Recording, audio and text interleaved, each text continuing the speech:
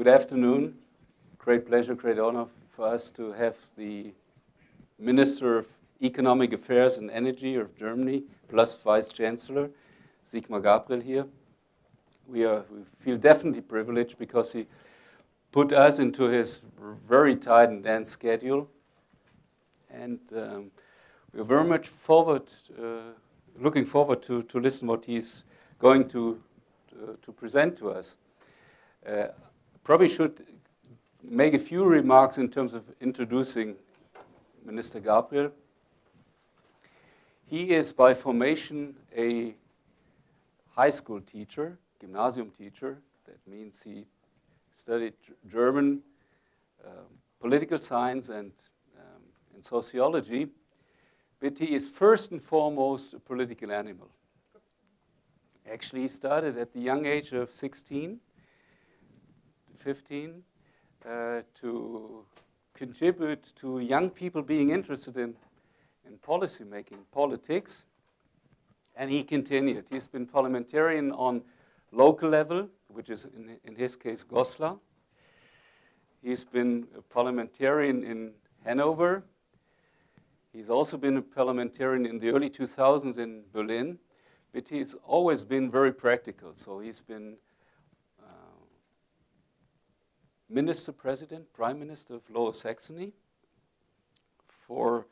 during the Grand Coalition in the early 2000s. He's been the minister in charge of environment, natural conservation plus energy plus safe nuclear, whatever. And since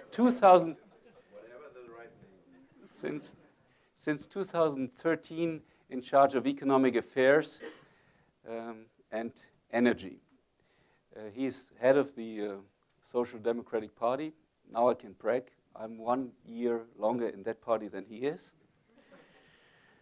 But I was never responsible in any way. I'm also a little bit older than you, yes. He's been very much involved over the last decade in issues which are at the core of European affairs, mainly about how to make Europe productive, how to make Europe inclusive, and how to make Europe also sustainable in terms of energy use, in terms of environmental issues. So that's what I wanted to say in terms of introduction. Sigmar, yours the floor.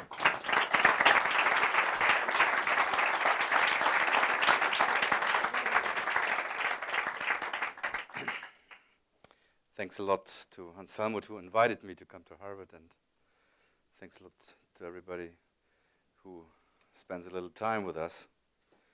And the truth is that Hans Helmut Kotz tries since more than 10 years to prevent me to do too many mistakes in politics, and tries to explain me the economic issues of politics. And I'm not sure if he's successful. He was successful enough, I don't know.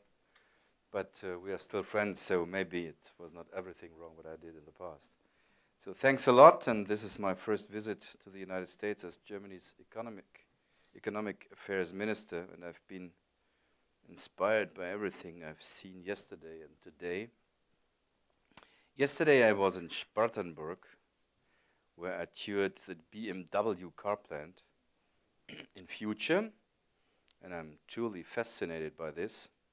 This will be the company's largest production facility anywhere in the world. Not the largest is not longer in Germany.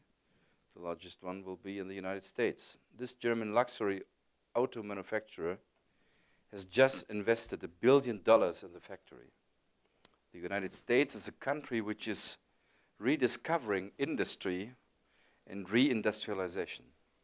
For me, and as a social democrat, who remembers the debates during the year and the end of the 90s, 2000, where everybody told us in Germany we should not look to the industry. That's an old part of these economics. They said this is old industry and we should be focused on the new industry, telecommunication, finance markets and others.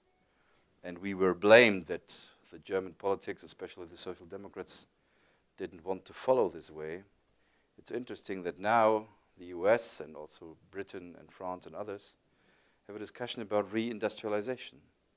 And that's for us interesting because in Germany it's not necessary to have a debate about reindustrialization because we are still a developed and industrial country, but it's interesting to see how the US and others discover industry again, and of course how they following the way of the next industrial revolution, which connects the classical industry with the new world of digitalization and the combining of what we call Industrial 4.0. So it was very interesting to come here and to see what companies and scientists and politicians are discussing in that way.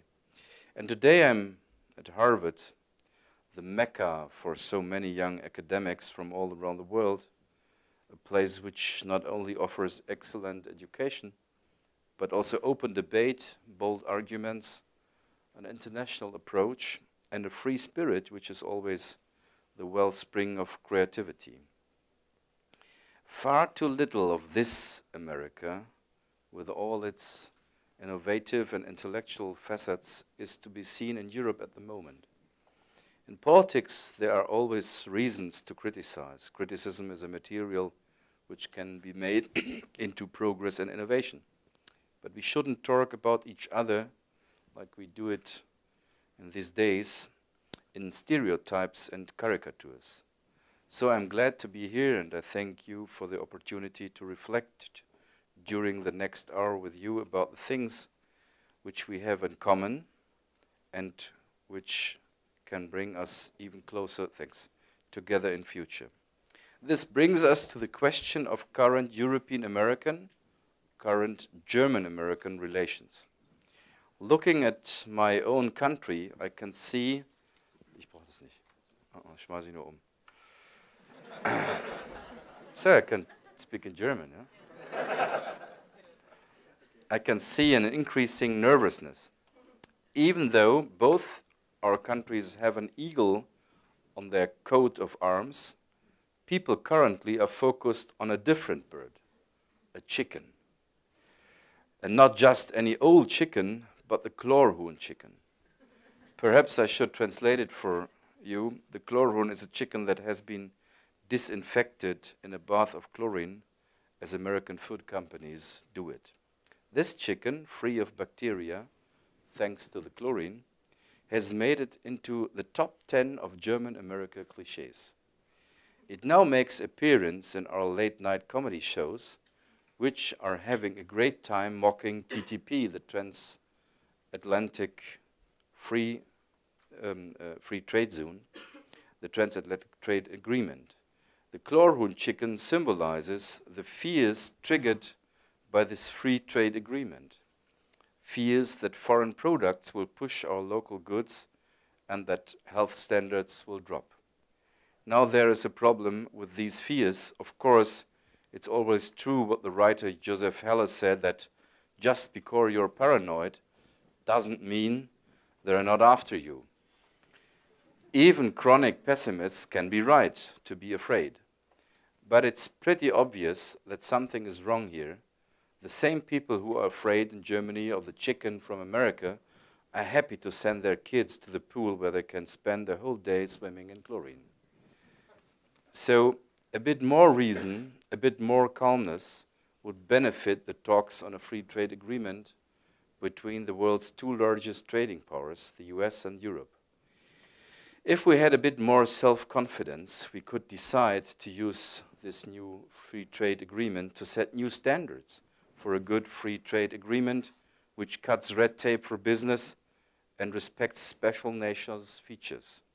We could have a free trade agreement which sets standards for technology and innovation, labor, and the environment standards, and the environment standards with other major trading nations in Asia could take up. The fear we are talking about here, the fear that is being conjured up, is the fear of what is different. It understands commerce as a zero-sum game. as a battle over a cake of a certain size. But what we are actually talking about is creating opportunities and options. Free trade, not as a race to the bottom on health, environment, or social security, but free trade with rules for high-value products and with competition for the best ideas. These standards could shape the progress towards fair globalization. I think that would be a historical project which reflects the major possibilities of a new transatlantic agenda. Ladies and gentlemen, of course, Edward Snowden's revelation have disrupted relations between Europe and the US. May I be very frank about this? The apparently unlimited access of the NSA to the personal data of internet users without any specific suspicion, the disregard for the fundamental rights of any constitution based on the rule of law, this has destroyed trust. Tapping the German Chancellor's cell phone cannot be interpreted as a gesture of friendship. Individual freedom is what defined Western societies and what stood against dictatorship.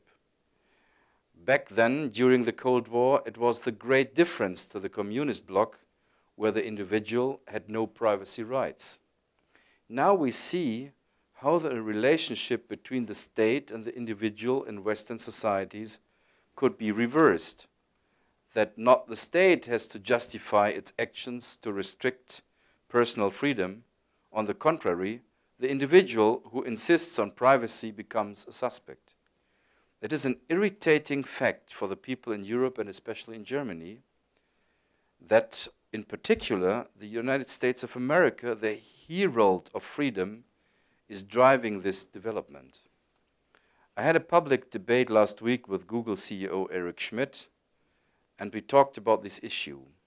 You probably know that we are having an argument about the way the major internet companies mine and use data, with the danger that they will turn us into transparent human beings. But one thing we do agree on is that unrestricted monitoring of communications by the secret services can destroy the internet as a space of liberty, and Eric Schmidt rightly described this practice as outrageous. So I believe that we urgently need new initiatives to rebuild lost trust, joint initiatives for greater data security for individuals and business can help. The Transatlantic Cyber Dialogue launched by German Foreign Minister Frank-Walter Steinmeier is a good start. I believe that the rule of law we established in the analog age of democratic societies is a good pointer for our digital future. Since the internet is a World Wide Web, it is clear that national solutions are not enough. We must not be driven by a new wave of protectionism. International data privacy law would be the right way to go. I think that this is another aspect of how we need to shape globalization in the 21st century. And this project can also become a new transatlantic agenda, which is deeply rooted in our values of freedom and democracy, values which should apply to every individual, no matter which country they live in. Surely, that is what defines them. The fact that they apply universally is their true message. Since the American Declaration of Independence, since the democratic revolutions of the 18th and 19th century, we are still rooted in this tradition. It is what binds us together, equality and human rights to define our political identity. It is difficult to believe this message today. It is almost difficult to express it without sounding naive. Hope, confidence, and political resolve have declined. Worries, fears, and political helplessness have grown.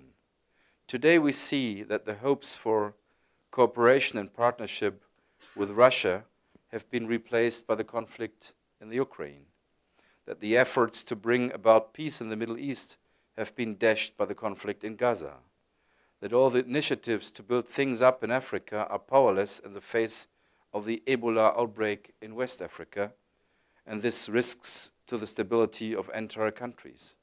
That the hopes of the Arab Spring have been swept aside by the civil wars in Libya and Syria, and by the advance of the Islamic State in Syria and northern Iraq. Today we see new uncertainties, new instability, states which are falling apart, civil wars which are being conducted with fanatical cruelty and contempt for human life, the return of territorial ambitions which disregard the rights of people to self-determination, and also growing social and economic inequality, not only between developed and less developed countries, but even in the heart of our own societies.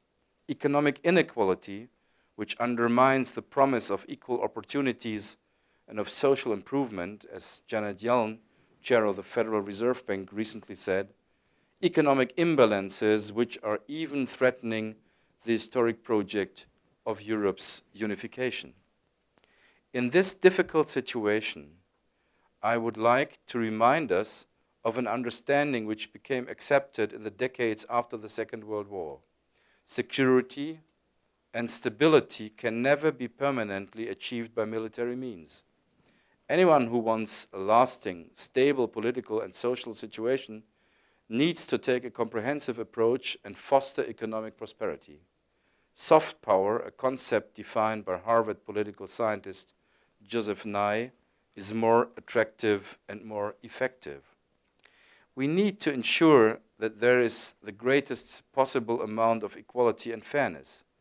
Of course, this requires an appropriate degree of redistribution of wealth. Unbounded inequality not only keeps destabilizing the notorious crisis regions, it also weakens our own societies if we permit it at the heart of Europe or America. Not least, it makes business unproductive. Too much effort has to be spent on repairing what is broken. The strength of Europe and of the United States lies in our economic attractions. Prosperous, inclusive societies are worth living in. They create values and are valued. Both America and Europe attract hundreds of thousands of young people from all around the world every year. They come to study at fantastic universities like Harvard, and they want to benefit from the job opportunities as well as the social security and quality of life in countries like Germany. We have a common experience as countries of immigration. It may sound amazing, but the proportion of the population born abroad is just as large in Germany today as it is in the United States. I'm quite sure of one thing. Anyone who denounces a decadent people's desire to live their lives as they wish in prosperity and safety will find that these people eventually run away from them. In the past, this had unmasked the bluster of many a dictator and caused great powers, despite of all their weapons, to fall at the end. But those who respect the dreams and ambitions of young peoples, of their own young peoples, have the future in their hand. I say it again, ensuring that people enjoy equal opportunities is our political identity.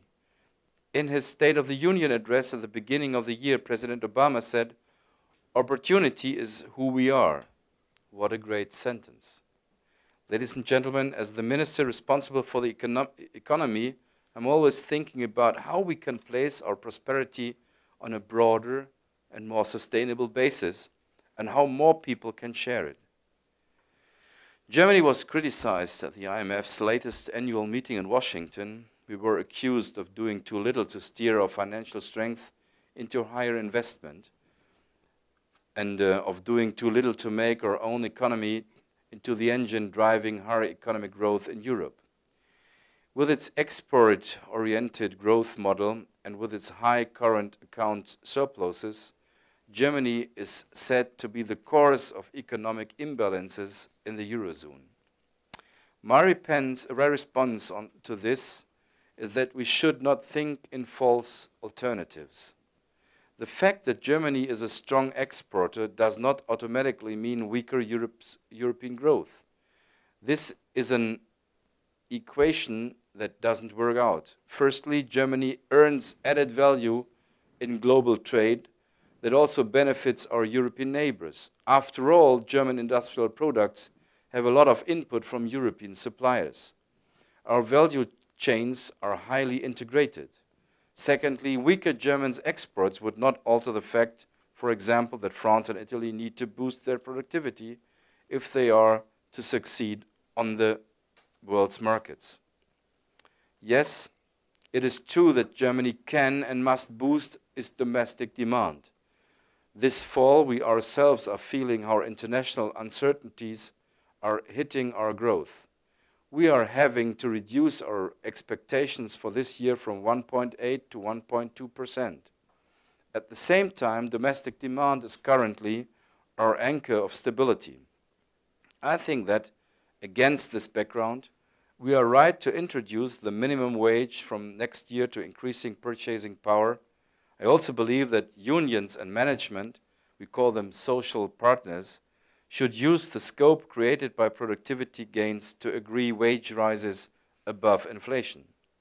And yes, Germany can and must invest more in order to modernize its infrastructure and equip its schools and colleges better. We have agreed to increase government funding for this by 23 billion euros in the next few years, and we are currently considering how we can boost this amount further.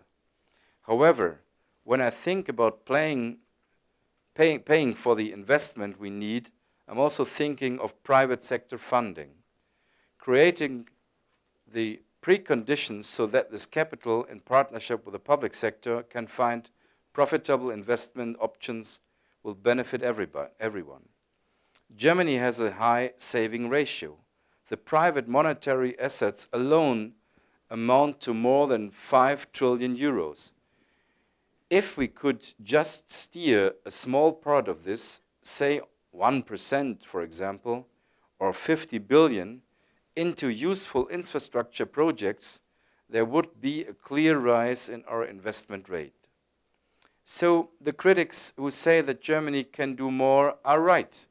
But I should also say I'm not a friend of high government borrowing. The experience of the Eurozone shows that high public borrowing without regard to the ability to service the debt is a risky undertaking. Of course, this is just as true of the private sector. When confidence is lost, societies pay a high price. At the same time, the costs are often shared unfairly. People who rely on the ability of the state to help them with welfare are hit harder. That was the mistake made by some Eurozone countries who have now been battling for years. Fiscal consolidation is crucial. Against this background, the German government's aim to present a budget without new borrowing next year is a signal for healthy public finances. I think it is wrong to call for non-targeted stimulus programs. We need to invest more, but we need to target that investment. It simply doesn't make sense to waste money on unproductive schemes. So we need to talk about investment and a stimulus which will boost productivity and competitiveness. We need to invest in order to master the major challenge facing our society. The challenge of a sustainable and secure energy supply, the challenge of reducing our dependence on fossil fuel and of improving our energy efficiency, the challenge of climate change and reducing carbon emissions, the challenge of providing the digital infrastructure for faster internet, the question of digitizing industry and making sure that the data storage and the data transmission for this is secure, the challenge of creating the innovative industrial skills for electric mobility, and of course the challenge of demographic change with fewer people of working age, the question of retaining skills and human capital, the question of excellent training and integration in the labor market. These are challenges for which we need to mobilize more investment. The better the answers from Germany and Europe to these questions, the more stable and sustainable our growth will be. And the more stable and sustainable our growth, the more valuable and our contribution towards the development of the world economy will be. And the more people we will have the chance to participate in the welfare gains for the future. Giving people these opportunities, that is our key challenge. I'm sure that in this way, we will make a fundamental contribution towards a more stable international order. Ladies and gentlemen, I'm firmly convinced that we can develop a new shared agenda in our transatlantic relations. To put it in a nutshell, what we need is sustainable progress, progress which places our energy supply on a new and sustainable basis, progress which shapes the digital revolution and establishes a fair market system for the data-driven economy, progress which creates fresh opportunities for a good and safe life for the largest possible number of people. The better we are at doing that together, the more societies will regain confidence. Ultimately, the hope that we can improve people's lives are what drives us politicians and what should drive the politicians in Europe, in Germany, and the United States as well. Thank you very much for your attention.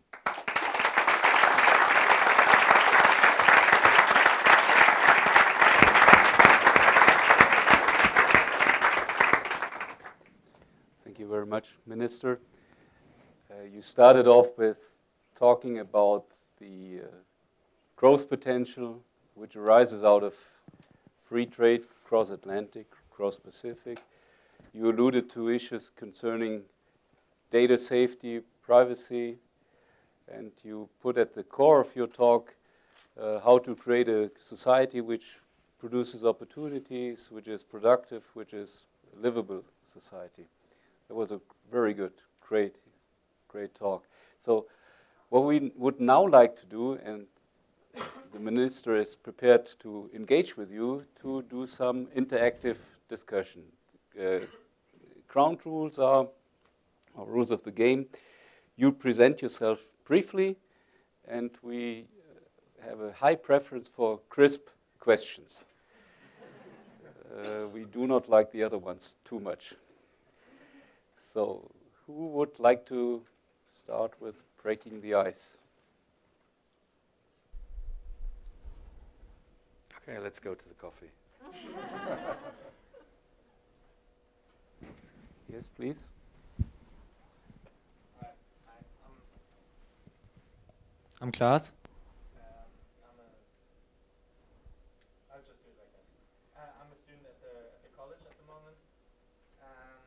Thank you very much for your talk. I would be very interested in hearing a little bit what you think about how this free trade agreement might have an influence on not only the US and Europe, but also on the rest of the world. What are your hopes and yeah, stuff like that?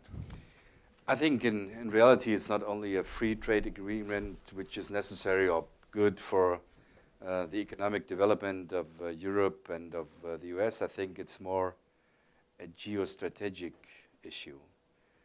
As a European, as a German, I would say maybe for the last time we are able as Europeans to define the rules in which we will organize our trade. If we are afraid in negotiating with the US and in Germany, if you would go to the parliament today, I think you will not have a majority in the parliament to accept a free trade agreement. Even my party is in a big distance. And one of the reasons, for example, is when Volkswagen tried to implement in Chattanooga in his new factory, we call it Mitbestimmung, the co-determination with... Wow, Paul! He waits for helping me because I have You're to... too fluent. No, I have to explain myself. I was a very lazy student. I was more engaged in politics than learning English, so I need sometimes his help. Now he has a very difficult task. He has to translate the German Renewable Energy Act and he told me that he thinks it's a senseless translation because nobody understands it in German. Why we should give it? Why we should give it to other people? So, okay, but come back and there was a decision and a big campaign against shop steward and trade unions, and the majority of the people voted against the trade unions in the company, about 53 or 54%. In reaction, the IG Metall, the trade unions in Germany, told us, listen, look to those guys and those approach to the labor market. We never want them in Europe. So these experiences with the labor market, social rights of workers, leads in Germany to a massive attack from the trade unions against the free trade agreement. So we have a lot to do to convince people that there are a lot of opportunities. And of course, there is maybe the last time where Europe is able to try, together with the US, to give the world trade rules of sustainability for trade, for trustful investments, for ecologic standards.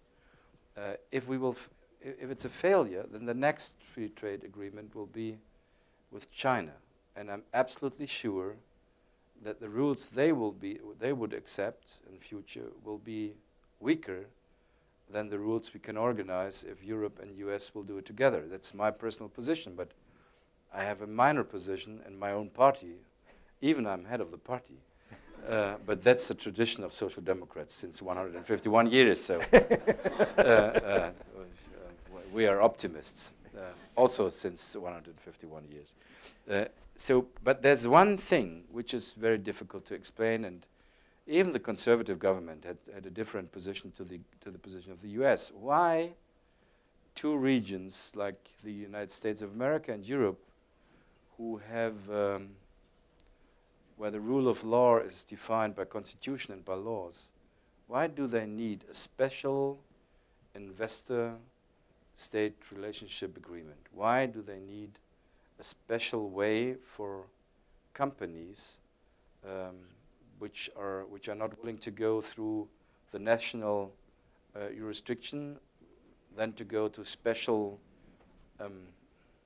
arbitration. Thanks. Special arbitration.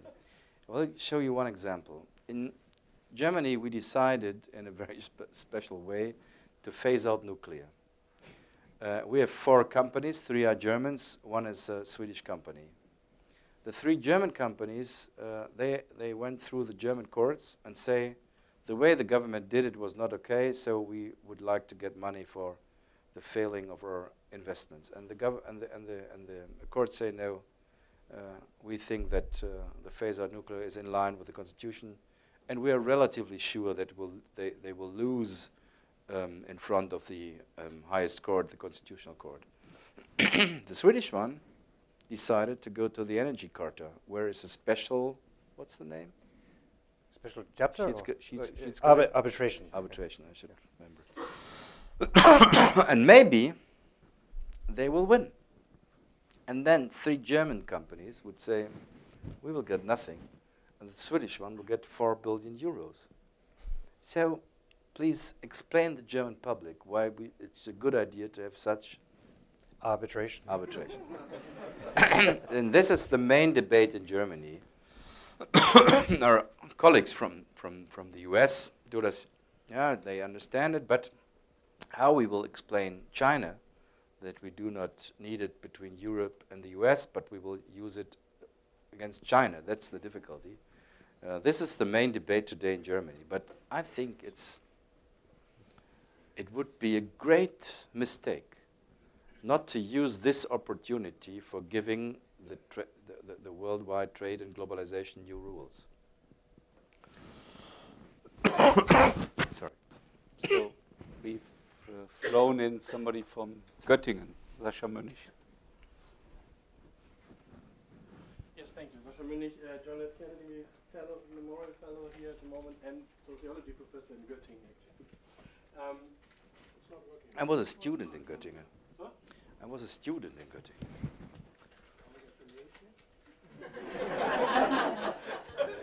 I think it's a great place. You know, many top social democrats have studied there. So. My question addresses actually the top social democrat in the room. I mean, wouldn't it be a good idea now at this moment where where we have this very broad content that you just described, stimulating demand, investment, and it's very broad, the consensus at the moment. Wouldn't this be a moment of, you know, going a little bit further than just asking for new productive investment, but connecting this to a new, say, project of social mobility and of changes in the German society? So also going to the side of the social problems Germany has. So wouldn't this be a way of, you know, connecting economy and the social policy part of the story? And also, I think that could be a way out of this Angela Merkel trap of political pragmatism that we're all in. So it build up a new idea of where the Social Democratic Party was built about. It's about social mobility. Yes, of course, you're absolutely right. That's the reason we decided that we only want to go in the coalition with the Conservatives if they will accept minimum wages, come back to the system of tariffs between trade unions and the companies, to get higher wages, and to invest 6 billion euros more in the education system, and to invest 10 billion euros more in the communities. You must know that the majority of the investments in the public infrastructure doesn't come from the state level and the federal level. The majority, more than a half, some years ago it was more than 2/3, comes out of the community level. Municipalities. Municipalities, sorry. That's the reason we spend more than 10 billion euros more for them. And so we tried it, and everybody likes it in Germany. But then the winner takes it all. And the winner is Angela Merkel. So the better we are, the better it is for Angela Merkel. That's the difficulty. The strategy would then be not to be good. The other way around, to have every day struggle with her, the winner is Angela Merkel. Because German citizens don't want to have struggle in the government. You can see what had happened with the FDP. They tried to struggle. I mean, about stupid things, okay, and the result, yeah, because they thought liberalism is cutting taxes. And liberalism is one of the most important and exciting ideas of the 19th century and the 20th century. It means to save people from a too strong state, as well as from too strong markets and companies. And they didn't understand that what liberalism is, and now they are by 3%. So let me make a little bit of a joke. Why conservatives in Germany are always, or most of the time, stronger than the left one, the progressives? The conservatives want to govern the country. People who are in a progressive party wants to be right. And if you are not right, then you split off, build an own party, and the smaller the party is, the more you can be right. That's the development of the progressives. The conservatives overlook to us and say, "What are you doing there? It's better to govern than to be right." And so I tried to convince my party that sometimes it's interesting to be right, but it's better for the people to govern. I hope that I will convince them. Please. Katrin Klüver, I run the Future of Diplomacy project at the Harvard Kennedy School. I'm not from Göttingen, I'm from Wiesbaden. I'm very glad that you brought up foreign policy and the importance of course, economic policy in stabilizing very unstable regions of this world. German foreign policy has often been characterized as mercantilist. Our allies have lobbied that as a criticism. Now your colleague Frank-Walter Steinmeier is engaged with his entire ministry in rethinking the purpose of German foreign policy and in thinking about networked German foreign policy and explaining it to the voter in a better way. Can you talk about not only the trajectory of economic policy and foreign policy, but specifically your brief on arms exports and the role that arms exports and rethinking arms exports, the role that it plays for future German foreign policy. I thought when I would go to the US, this issue would be not my... Okay, I would try. So the one side of the coin is that the rules for arms exports in Germany are absolutely clear. It's forbidden to export arms in countries which are not members of NATO or European Union or members who are on the same quality like Australia and others. It's forbidden. And only in specialized, very special situations where it's in the political interest of foreign policy and security policy of Germany, it's allowed. In reality, the last years, it was the other way around. We exported weapons all over the world. And like the US did, and the Soviet Union did, and if you look to the Iraq, there you find the box of Pandora, which is filled with weapons. And so I personally think that we have to come back to the rules of law by weapons export in Germany, not more. We do not need new rules, but we have to stay to the rules we have. That's my position. My conservative partner has a slightly different position. But the good thing is I'm responsible. But I think, I made a speech in the Deutsche Gesellschaft für Auswärtige Politik where I told them, you should look to two parameters. First is which country it is. It's a country which hurts the human rights. It's a country which is unstable. Is it a country which is aggressive against his own population or to his neighbors? And the second, or is it an inclusive country? Second, which kind of weapon you are discussing?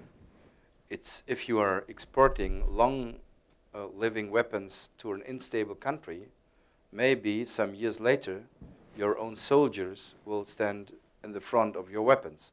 So the French soldiers are in Mali, and in the hands of their enemies, there are German weapons, which went from Germany to Egypt, from Egypt to Libya, from Libya to Mali. And so we have also new restrictions in the post-shipment control. But then there are situations like now in the northern Iraq where for the rules in Germany, it's very difficult to bring weapons to the northern Iraq. But on the other hand side, you cannot stay at home and say, okay, I'm fine, I'm handling, I'm stick to the rules. And I see on the television how many people are dying. So there are special situations where we have to bring people the weapons, even if we know that afterwards it can create a new war. Because if you bring weapons to the Kurds to fight against IS, that's a good idea. But what will happen afterwards? Then maybe you can go in a civil war in the Iraq to get an own Kurdish state. I personally decided to say yes to the export of weapons to the Kurds because one is a risk, what will happen in the future.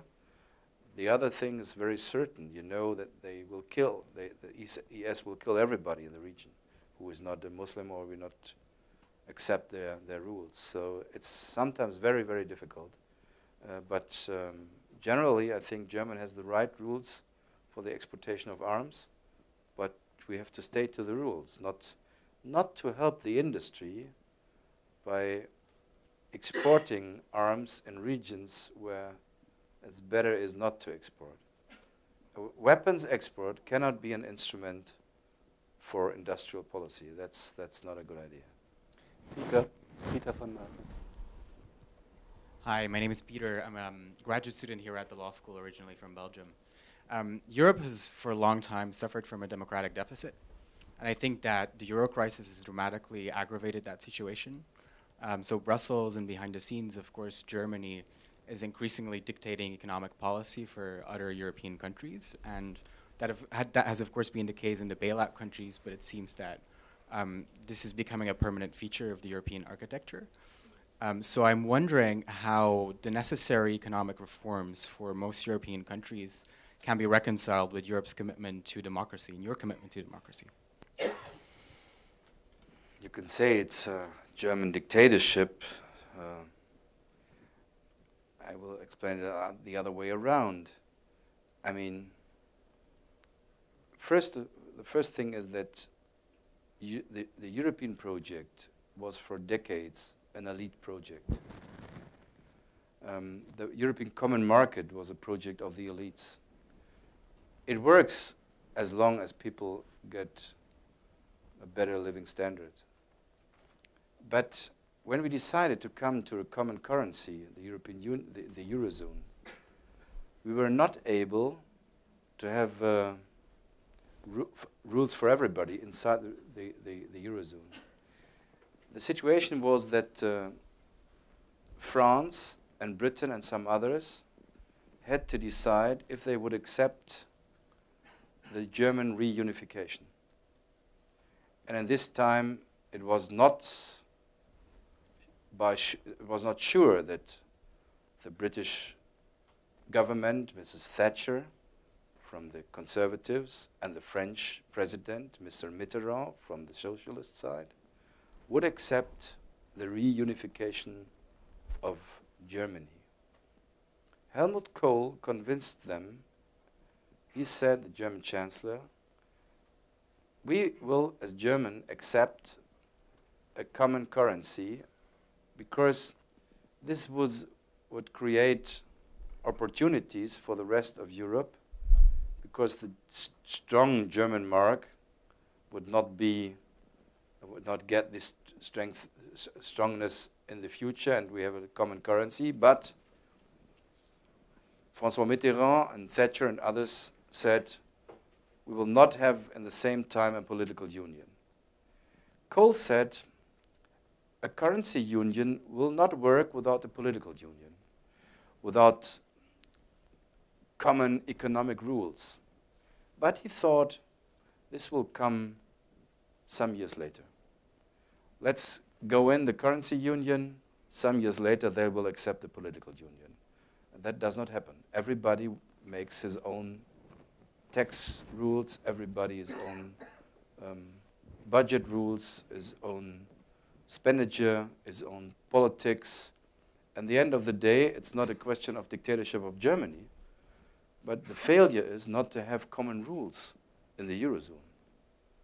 And now, the failure was not to negotiate the rules.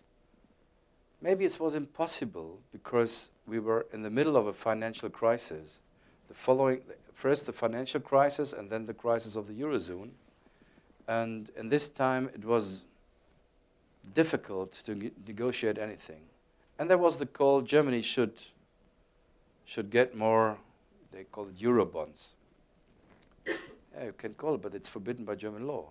We have a constitution which decided, you are laughing, but sometimes it's good to look to what your constitutional court says. Even if the government would be able and willing to accept Eurobonds, it's forbidden by the German constitution. And so we would have to change the German constitution with a 2/3 majority in the parliament of the Bundestag and the Bundesrat. It will never happen. So then the previous government tried to organize Eurobonds behind the door. We have Eurobonds. I said some months ago it's Merkel bonds because it's organized by the EZB. I mean, what the EZB did is nothing different than Eurobonds, because who has to pay for the EZB? Germany and the members of the Eurozone. And so I think it would have been better to say to the German public the truth, that it is in the German interest to have a stable Eurozone, and it's in German interest to invest money in the Eurozone and the stabilization of Europe. it's in the German interest. The difficult is, I mean, we tried as Social Democrats and we failed in the elections because we are discussing about Europe and our voters only hear, okay, these guys want to give money to those lazy friends in south of Europe, so let's better vote for Merkel. Do not spend taxpayers' money to those guys in south of Europe. That's the reality. I'm not sure what will happen. I told it to your professors, what will happen in the US. If you have the same debate in the US, maybe you could try to have a debate if it's a good idea to get taxpayers' money to Mexico or to some other parts of South America. Detroit. Or to Detroit. But this period where the political debate, also the debate in the media, created a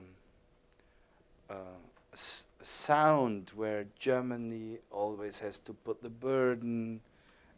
We are the stupid payer, and the rest of Europe is not willing to be engaged.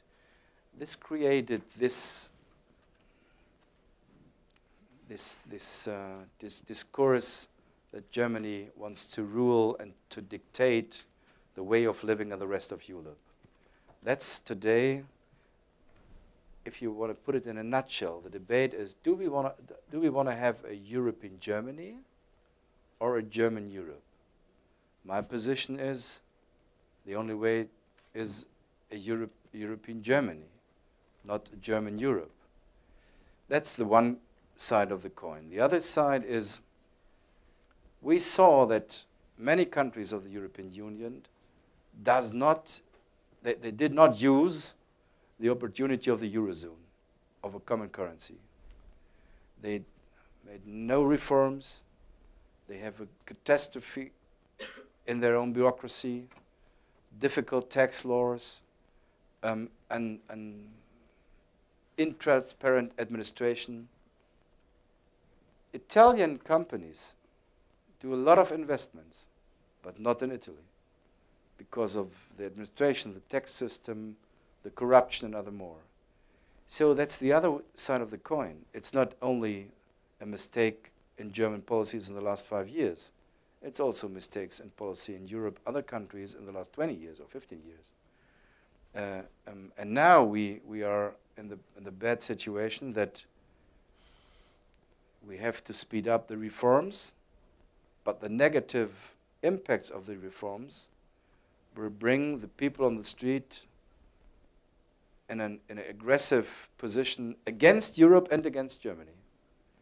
When I was 16, the idea of Europe was a fantastic idea. I grew up in a family where my grandma always said, the French guys, these are our arch enemies. That my father, he was a Nazi, and he said Polish guys are the Polacks, so I grew up in a family and a debate like other parts of my generation where it was like to be a free man to go to Europe, to leave all these arguments behind us, to go out of these ideas of our families. And we love to go to Spain, to France, to Italy. I personally went to the Social Democratic Party when I met people from Spain who collected money for financing newspapers in Spain which want to get rid of the Franco system. And my party organized these events. And so that was my way in the Social Democratic Party. Felipe González and others. Now, if you ask a Spanish guy on the market in Barcelona, what is Europe for him, then he will say, Europe means 50% unemployment rate among young people. And in Greek, you will ask the young people, they will say, Europe means that Germany sends us the troika, and I get no chance to find a vocational education. And in Germany, if you ask somebody, they say, Europe means we have to pay a lot of money for these guys in Southern Europe. So we are on a very, very difficult point. If the young generation has no hope and no vision for Europe, if their thinking about Europe is thinking about fears and negative ideas, who should build the European Union in the next decades? It's always the young generation who must have personally perspective to the development of the European Union. If fears are filling the day and the political debates, then it's the biggest danger for the European projects, much bigger than deficits or economic crisis. Look to France. There, the next president maybe is the head of the National Front. I asked my Chancellor what she thinks, what might be more expensive for Europe. Now, deficits in the French budget, or when Mrs. Le Pen is the French president? What will be the most expensive development? And I think the last one. And so we have to do a lot of work to stabilize the European Union, not only in an economic way, also in a political way. Europe is more than a common market. Jacques Delors, the famous president of the European Commission, said, nobody falls in love for a common market. You have to have values. You have to have common ideas, what Europe is. And today, it's not clear what Europe is and what it should be. I do have 4 persons on my list, and we are running out of time somehow. I have to collect. But for example, Belgium is dangerous for every politician. If it's able to run a country in a good way without a government, if other citizens we remember on this example, then my job is in big danger. Vivian Schmidt and you. Vivian. Okay, well, I'm Vivian Schmidt. Du bist rechtslastig hier vorne. Nee, ich hab noch hier 4 Leute. Du schielst. So I'm Vivian Schmidt. I'm a professor at Boston University, and I'm also an affiliate of the center and direct the study group on co-chair of the European Union Study Group. I very much appreciated your remarks on the EU democratic deficit and what to do. I thought that was excellent, and so I would just like to push you a little further on this, because you did say the IMF was right in criticizing Germany and said that Germany is going to engage in an investment campaign, or that this was what you think is appropriate. I think that's right, but what's interesting is you didn't say, what about investment in the rest of Europe? You did mention the fact that Eurobonds are impossible for a range of reasons. But I do know that there was a difference between you and the Chancellor on flexibility in the rules that seems to have worked itself out by saying that the rules are already flexible, in your comment about France and providing greater flexibility to France on the deficit. All of this, I think, is wonderful. So I'd just like to ask you to go a little further. What do you see as the way to actually solve some of these problems for Europe? It's a tremendous danger, we know, and I think there's a very small window of opportunity for the future, given the rise of the extremes on the right. I think that the way for the first time since 5 or 6 years, Europe discusses about growth. If you ask a journalist or a European politician, everybody will say we have a fiscal stability package. In reality, we have a fiscal stability and growth package. But nobody discussed about growth in the last 5 years, only about austerity.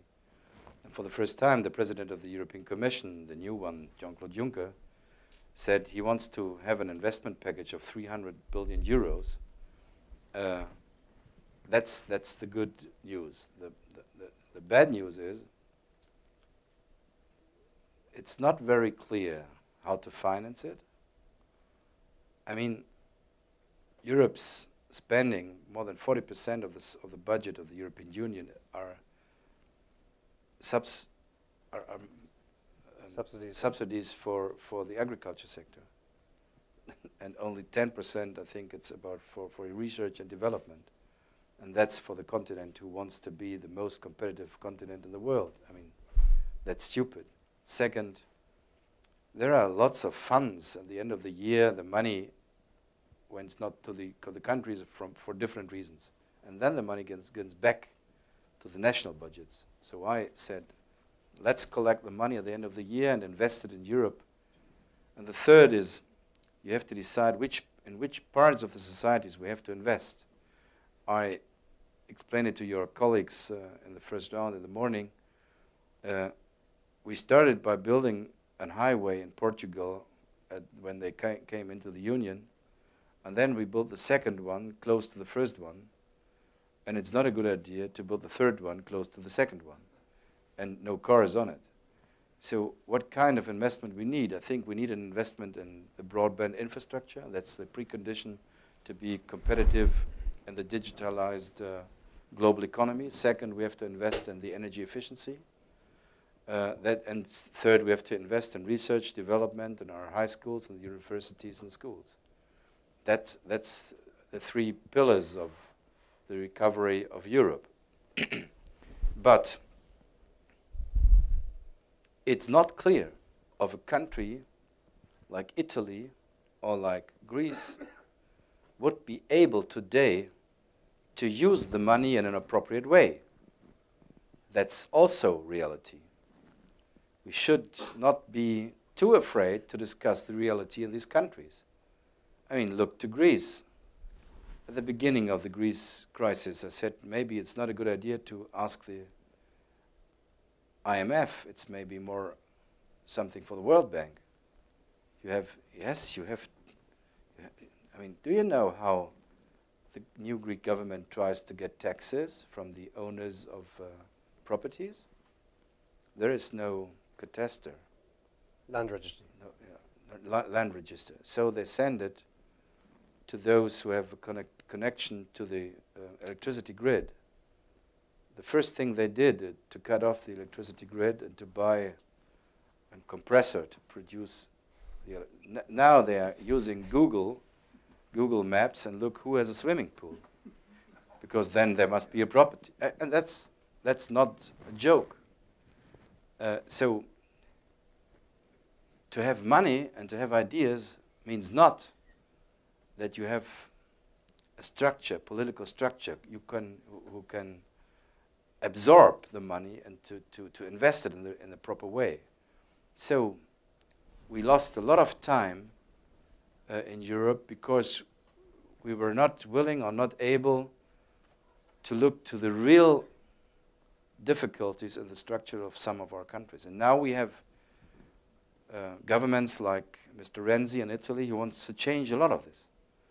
And he needs time for reducing his deficits, because the German experience is reforms in the state and the social system are not, they will not come if in the same time you have to cut the budgets and to reduce your growth, because you have to cut the investments. You need both. Reforms and investments and growth. In the year 2003, 2 countries in Europe were not able to reach the Maastricht criteria by 3% deficit per GDP, France and Germany. Germany was the country where in 2003, in the same time, we implemented the social reforms called Agenda 2010 under the Chancellor Gerd Schröder. If he would have the obligation to reach the Maastricht criteria, then he has to reduce the budget by 20 billion euros. I'm sure we will not have any reform in this time. The other country was France. They did nothing under a conservative president. They only get a higher budget, a higher deficit. So you have to combine reforms with time to reduce the deficits, and the time you have to have investments and growth.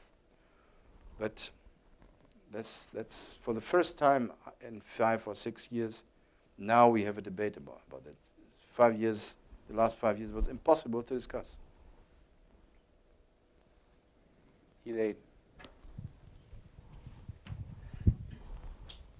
Thank you for your visit, Mr. Minister. I'm Elaine Popoulias, the Executive Director of the Center for European Studies.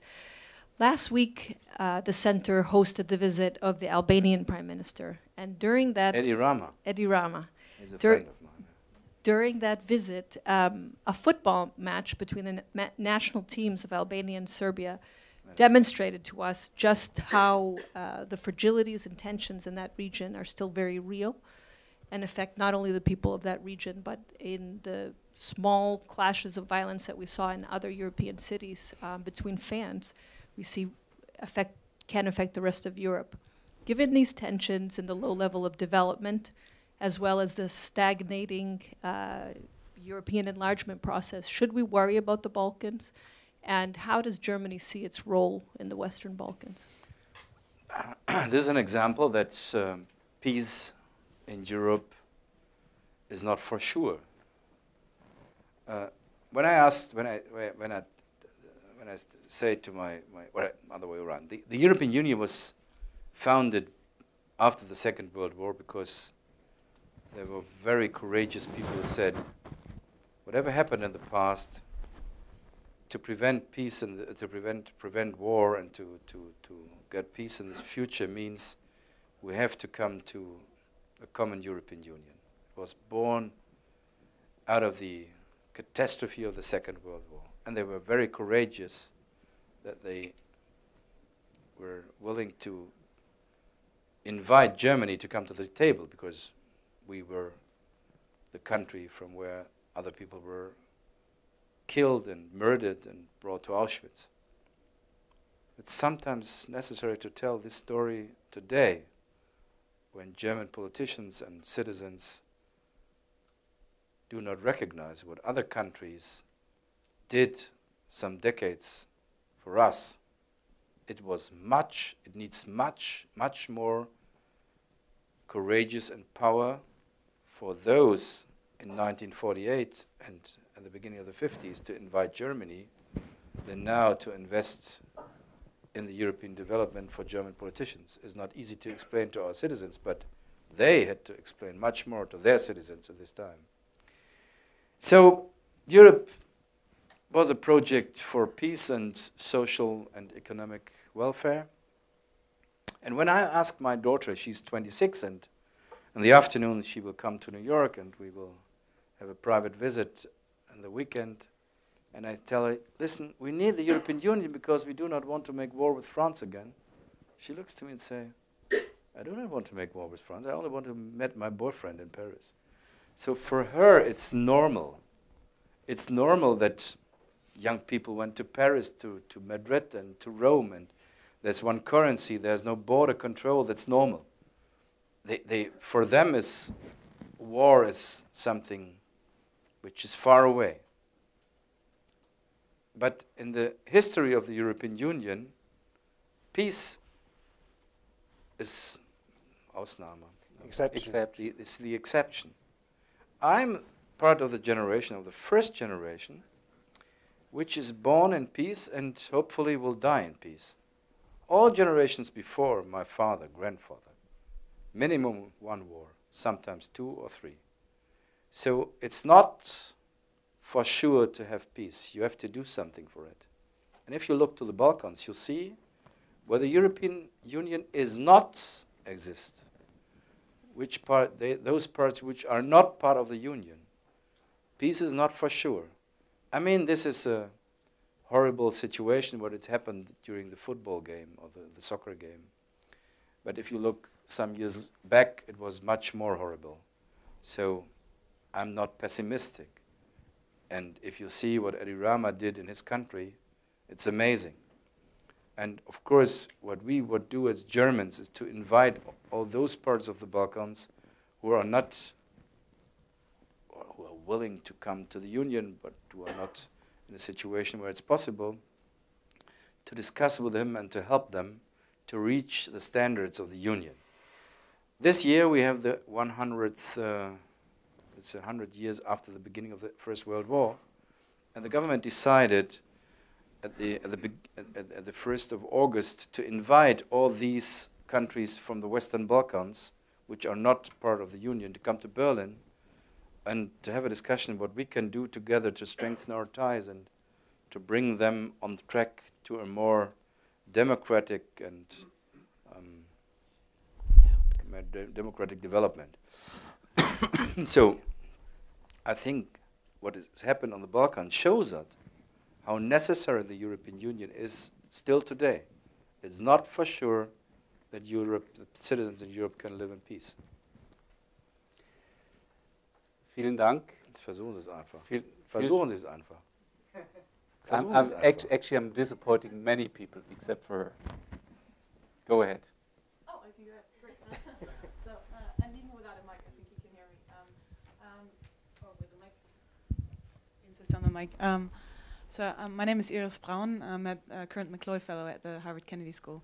And Energiewende is a term that, looking from the American perspective, seems to have become one that has a very cynical notion in some Americans' eyes. And I wonder if the growing, where people think that it's the admiration, the intentions are very admirable that Germans have with it, but the implementation might be somewhat naive and becoming more so in recent times of crisis in Eastern Europe and the effects on energy security that this might have too. At the same time, you have the domestic situation becoming a bit harsher, maybe with growing consumer prices for energy as well. And so I wonder, given the internal and the external pressures on Energiewende, do you think mere image campaign will fix this, or are there any concrete steps that you see that need to be taken for on the legal side, on the implementation side of this as well? It's not a question of an image campaign.